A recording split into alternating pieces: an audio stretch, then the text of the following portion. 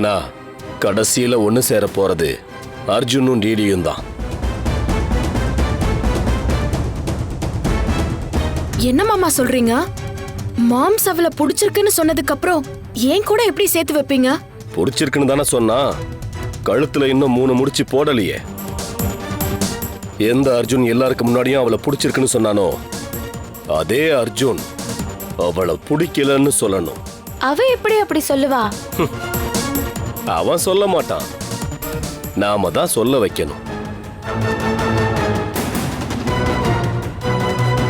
ஒரு சின்ன மனஸ்தாபம் போதும், அவன் மனசுல உள்ளத வேரோட வெட்டி சாய்க்க.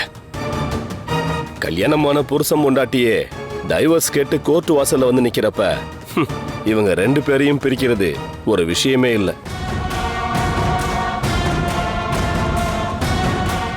ஆனா இதுல நாம ஜாக்கிரதையா இருக்க வேண்டியது அர்ஜுன் கிட்டதான். சும்மாவே அன்னைக்கு அவளுக்கு சப்போர்ட் பண்ணி பேசிக்கிட்டு இருந்தான், இப்ப அவளை கல்யாணம் பண்ணிக்கிற முடிவுல இருக்கான்.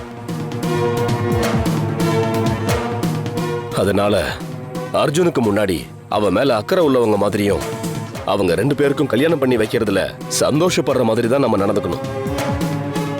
இதுவே அர்ஜுன் இல்லாத நேரத்துல வாய்ப்பு கிடைக்கும் போதெல்லாம் அவளை குட்டிக்கிட்டே இருக்கணும். அதை விட முக்கியமான விஷயம், அர்ஜுனே அவளை வெறுக்கிற மாதிரியான சந்தர்ப்பங்களை நாம தான் உருவாக்கணும்.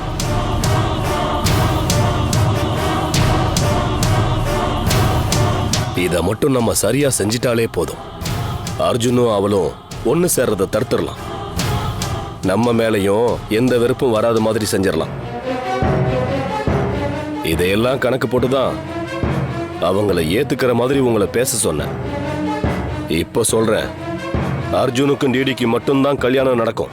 ஒரு வேலைக்காரனோட ரத்தம் என்னைக்குமே அந்த இடத்துக்கு வரவே முடியாது.